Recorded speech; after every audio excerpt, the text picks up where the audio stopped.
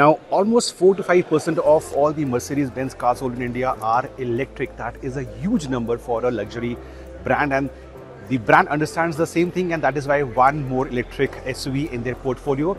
They have the EQE SUV, the one I took to the Siachen base camp. They have the EQS sedan, and now they have the EQE SUV. There was the EQC for a while. It will make a comeback, but for now, 3 EQ models for the Indian market, and the numbers first. Hear me out. The company could have launched a lower spec version with less features or a smaller battery pack or less power output, but they have chosen to go all full guns out. This is the EQE 500 model, which means it's got a 90.56 kilowatt hour battery pack. The battery is under the floor. It's got a rated range of over 550 kilometers as per the international standards. The power will go to all the 4 wheels. It's got the AIRMATIC suspension, which means you can adjust the suspension to raise up for bad roads. It's got a power output of 400 horses, over 800 Nm of torque at 0 to 100 in less than 5 seconds. That is about the numbers on paper. It is longer than the E-Class, which means it's got better stability. It's got more space on the inside. I'll talk about that once on the inside. Like the EQB or the EQS, it's got a huge shut grille and the big logo coming in on this part. So from a distance, if you've seen the EQS or the EQB, instantly you will recognize this as a Mercedes Benz vehicle as well. On the side profile, this is a long SUV. The EQB was a bit odd in terms of the dimensions, the lines coming in from the bonnet, but this is like a classy or a modern aerodynamic SUV. It goes on over here, and you have the side steps which are basically illuminated at night. You can make out you have the flush door handles, which again have the lights coming in over here. You come towards the back side, and like most Merc models, you have the LED lights at the back. You have a proud branding of this being the EQE 500. It's not the 300 nor the 350. They could have saved approximately 20 lakh rupees in terms of ex-showroom price, but they want to go full guns out. It's a full connected LED setup. It's not a very tall SUV, as you can make out. I stand 6 feet tall, and on the roof, this is coming slightly lower than me. This is a huge panoramic sunroof, the glass area. The wheels, they need a special mention. They are crafted to reduce the drag as much as possible. They do look modern, they do look classy. And from here on, again, you have the side step and the flush door handles. The interiors, I'll show you. It's got a 56-inch hyper screen on the inside. Is the most advanced, the most loaded screen that Merc produces ever. This is a long vehicle, as you can see. It's pretty long, longer than the wheelbase is longer than the E-Class, and 1.4 CR is the asking price. We will be driving the car in Kashmir, the Srinagar area, very soon, and a while back I took the EQB, the younger sibling, from Delhi to the Siachen base camp. The video comes out very soon. You want to get the notification, super simple. Do subscribe and hit the bell icon as well.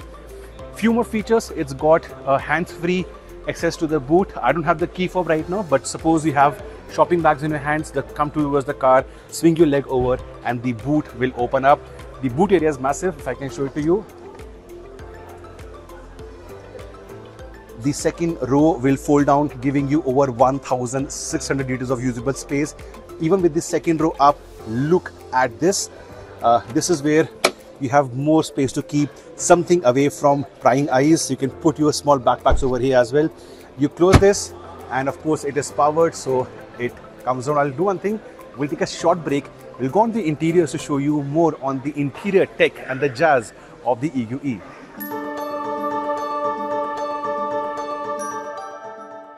So this is the key fob of the EQE 1.4 CR right here in my hand. I'll keep this inside over here. It's also a very lovely concealed place on the central view.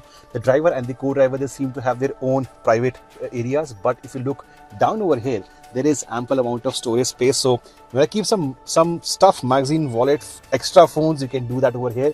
Also the charging outlets on the front part. A nice storage area, I would say. Now I've spent a week inside the EQB while driving it to Ladakh, and this one of course reminds that it's immediately a Mercedes, but a few things which are super good. This is a 56-inch screen setup. All these are actually screens behind the Gorilla Glass area. There is one screen over here for the co-driver and other people who can have a look. This is the main central area, and then you have the DG cockpit for the driver. All the information that is essential comes in over here.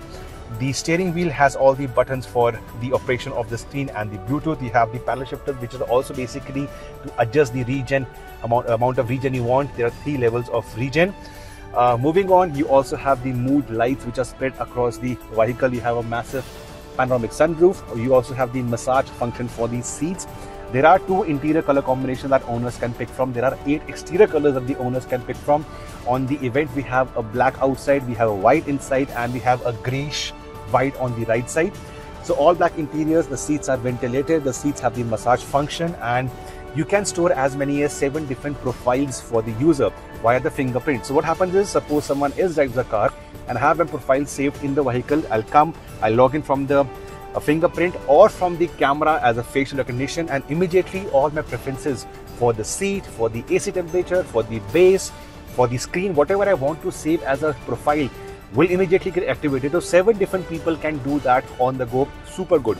Over here, this is one seamless leather insert on the upper part of the fascia. It also has a top-end Burmester system with as many as 15 speakers. I have used a variation of that in the EQB and I can swear by it. It also has the car-to-car communication. It also has AIRMATIC suspension, so you can raise the suspension by as much as 25 millimeters. So I can go on and on speaking about the features. What is important is the feel of the car. From a driver's perspective, if you want your driver to take over on the weekdays and you want to drive on weekends, you have this car sorted. You also have a HUD on the upper part of the fascia. So this is how those things stand on the front part of the EQE. I'll do one thing, I'll go at the back and show you what this car can do in terms of space and pampering the rear seat passengers. By the way, like most other new model Mercedes Benz cars, you have a touch reception on the buttons. For example, for the sunroof, no need to press the button as such, just slide it, the gesture control, and the sunroof will open. At the back, ample amount of room over here. I stand 6 feet tall. This is currently set for my seat height, and you can make out I have ample room.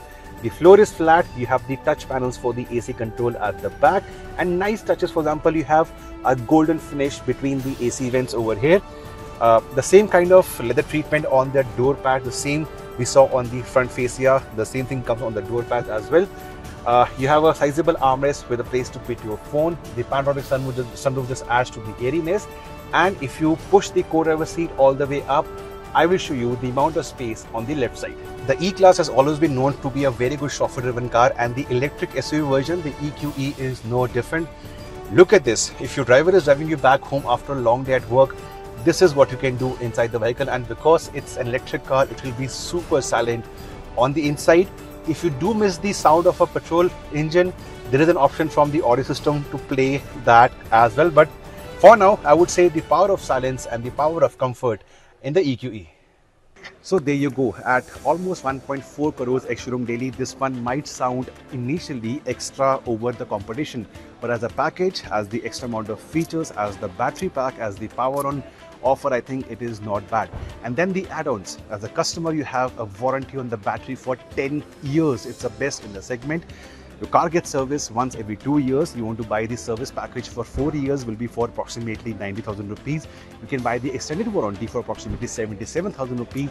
And then Mercedes will also offer you the same residual value, the same used market value as the petrol counterpart in terms of the percentage. So in case you feel that electric car will lose more value, will have a higher depreciation, that is not the case. So in all, I think EQE at 1.4 CR could be the perfect step up for those who have a petrol or a diesel Mercedes in the family. They want a long range, no nonsense, feature loaded, comfortable with AIRMATICs as well. Electric SUV, this one could be the right answer.